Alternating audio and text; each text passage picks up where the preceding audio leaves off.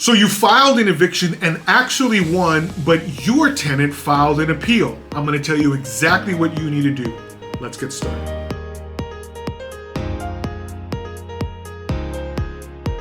If you've never experienced an appeal from an eviction lawsuit in the past, you might be panicking right now. But my first piece of advice is don't. Just don't panic. Relax. It's a quite common thing, and it may not be as bad as you think. While most evictions end in the initial court where they are filed, there are some that will proceed on to a higher court. Because of this, it's important to be ready before you ever file your eviction for an appeal. It's good to know what to expect and to know what timetable and deadlines exist for those tenants who decide to file an appeal. Is your petition filed in such a way to maximize your return and limit some instances of appeal for your tenant? You're going to want to confirm certain dates. Number one, is the tenant required to pay some amount of money into the court's registry based on the way that they filed their appeal? If so, how much money are they required to pay?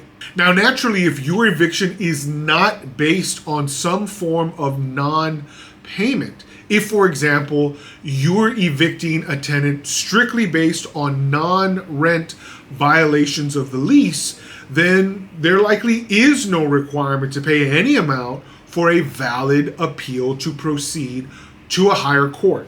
If that's the case, then there may be no deadline for the tenant to make any kind of payment into the court's registry. And because of this, you're simply going to have to wait for the process to proceed to the next court and then take things up from there. However, if your matter was based on non-payment of rent and you proceeded in the justice court to win some judgment for unpaid rent, it is possible that the judgment that you were issued based on that win required that in the event of an appeal, the tenant is required to pay some amount of rent into the court's registry during the pendency of that appeal. Let me explain how things work in the state of Texas. Generally speaking, in an issue of non-payment of rent, generally speaking, in an eviction based on non-payment of rent, the landlord will establish what the monthly rent is. Additionally, the landlord will establish that the tenant failed to pay at least 1 month's rent or at least some portion of rent, so that in the event that there is some appeal in the state of Texas, a tenant would likely be required to either A, pay a cash bond for some amount set by the court, typically 2 months, sometimes 3 months of rent, which should cover the landlord during the time that the landlord is waiting for the higher court to hear the case and reach judgment. A tenant might be required to pay this bond, a cash bond, in advance as a requirement under their cash bond appeal. However, there are other ways that a tenant can appeal. In fact, the most common way is by affidavit of inability to afford costs, which would waive a filing fee for the tenant, but does not waive their obligation to pay rent. In this proceeding, the court might rule that a tenant who files by way of an affidavit of inability to afford costs or affidavit of inability to pay, also known as a pauper's affidavit, if a tenant files an affidavit using this form, then within 5 days, that tenant is generally required to make a payment of rent into the court's registry to account for that month, and then future months would have to be paid at the county clerk's office as the matter proceeds on to the county court. So there's an immediate requirement within 5 days to pay 1 month's rent into the justice court's registry. Those funds will be shipped to the county court. The subsequent month would have to be paid at the county clerk's office so that the county court would then take control of those funds as the matter proceeds on appeal. If you don't know these deadlines, you don't know that if a tenant fails to pay, particularly that first payment, if the tenant fails to make that first payment into the court's registry, you likely have an immediate right to a writ of possession. So here's how it works. Let's say a tenant files an affidavit of inability to pay and is told 5 days from this date you are required to pay X into the court's registry in order to remain in possession. If the tenant files the appeal but fails to pay the rent into the registry, that very next day you may be eligible to purchase a writ of possession. If you're getting value out of today's video, it helps us tremendously for you to hit that like button. Any questions or comments, I respond personally to those. If you have not subscribed yet, please consider subscribing. Follow us on Instagram, follow us on TikTok, join our Facebook group, Texas Landlords. We'd love to see you there.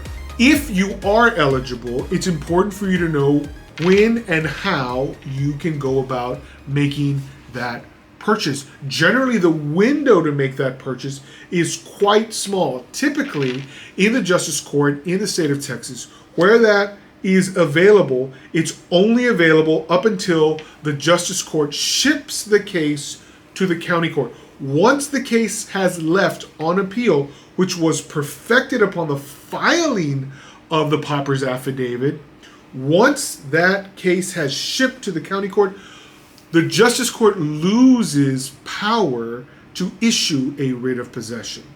Different courts operate on different time schedules, and so it's important to know before that deadline reaches by simply making a call to the clerk and asking, if the tenant fails to pay on the deadline date, can I go the following morning and purchase a writ? Confirm this with the court, because if that's the case, you can resolve at least the issue of possession.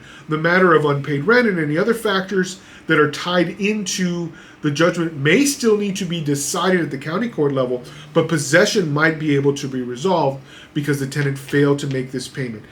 Knowing these deadlines and knowing the procedure to essentially exercise your rights is extremely important. It could speed up the process tremendously and put you in a much better position.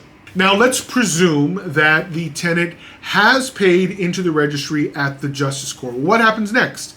Well, you should receive a notice from the county clerk's office letting you know that the matter has been filed with the clerk. The Justice Court sent the case to the county court, and now the matter will proceed with a new court, a new judge, and even a new case number. The written notice that you receive in the mail should explain these things. Now, if the tenant filed a cash bond, they actually now are forced to pay a fee, a filing fee, in order for the matter to perfect. And so this gets a little sideways sometimes, but it's important for landlords to understand the distinction. If a tenant files by affidavit of inability to afford costs or the pauper's affidavit, the filing fee is waived. But any other method that the tenant employs to appeal, whether it's a cash bond or a surety bond, any other method of appeal requires the payment of this filing fee. If the tenant appeals in one of these alternate ways, the most common is the pauper's affidavit where the fee is waived. But if the tenant appeals by cash bond or surety bond, you'll receive notice that a filing fee is due within 20 days to the county clerk's office. That fee is never paid. The appeal is automatically dismissed. But once it is paid, the matter proceeds and you will be assigned a new court to a new judge with a new case number. It's important that you as a landlord recognize which is occurring in your case. Has the fee been waived and therefore will automatically be assigned to a court, a judge, and a new case number? Or is there still a step in place that needs to happen in order for the case to proceed? Once that filing fee is paid or waived, the case moves on. Until it is, the case is in limbo and may be rejected, again, if the tenant never pays that filing fee, and the matter is then, by default, simply dismissed. It would revert in that case to the prior judgment from the Justice Court, and now that judgment would be final. Let's assume then that the tenant appealed, paid the filing fee, and now the matter has proceeded to the county court where a new judge and a new case number have been assigned to the case. What's next? Well, now the matter has to be set for trial at the county court level. And there are one of two options here. Different courts are going to operate in different ways. And so you need to know, as the plaintiff, whether the plaintiff has to request formally a trial setting. If that's the case, you contact the court and request the matter be set for trial. Some courts, however, simply set the matter for trial automatically, and they will issue a trial notice. If you are unfamiliar with the procedure in your county, you are encouraged strongly to contact the court to make sure, if you have to request a trial setting, that you know the procedure for getting this done. If instead the court will set the trial, you have to wait for that notice to reach you in the mail before you can begin preparing for trial setting. Now, as mentioned before, if a new month begins while the matter is in front of the county court, there is a new obligation, assuming that your tenant appealed by affidavit of inability to pay, or the pauper's affidavit, or with a surety bond. If your tenant has a continuing obligation to pay rent into the court's registry as rent comes due in future months, the tenant has an obligation to make that payment within 5 days of the due date. So generally speaking, if the first of the month comes and the tenant has not made a payment into the county clerk's office, the tenant has until day 5 to timely make that payment. If no payment has been made, you then have the right to request a motion be heard prior to trial in front of the county court. This motion for an immediate writ of possession may be heard on the basis that the tenant has failed to make a payment into the registry. If the tenant never makes that payment and the court hears your motion ahead of trial, you may be entitled to an immediate writ of possession. So this is another deadline that's important for the landlord to know in order to recover possession of the property, even before a trial date. You may be weeks out from trial, but be able to be heard by the court because the tenant failed to pay rent into the registry when that payment was due. You present this evidence to the court, and the court may issue an order allowing you to purchase a writ of possession to secure the possession of the property well in advance of trial, and again, put you in a much better position where you are able to re-let the property and mitigate your losses. Assuming that the tenant does make this payment, you'll have to wait until the following month or until the date of trial before you can seek that final judgment. Now, in your final judgment, you would be entitled to an order. If you're able to prove all your case, you would be entitled to an order to collect the full amount of rent owed through the date of trial. Additionally, you are eligible to receive an order for payment of any of the amounts that were paid into the court's registry. Make sure that if you are in front of the county court judge, that your final order or a separate order is signed by the court, forwarding any funds that are in the court's registry to you, the landlord, who successfully gains a judgment for eviction and for non-payment of rent. Remember that the deadlines that are set in place are set to protect the landlord while the matter is on appeal. But if you, the landlord, are not conscious of these deadlines and are not enforcing them, you might go multiple months without receiving rent that you were otherwise entitled to, or without recovering possession early that you were otherwise entitled to, simply because you were unaware of your rights, or simply because you were not paying attention to the fact that the tenant missed these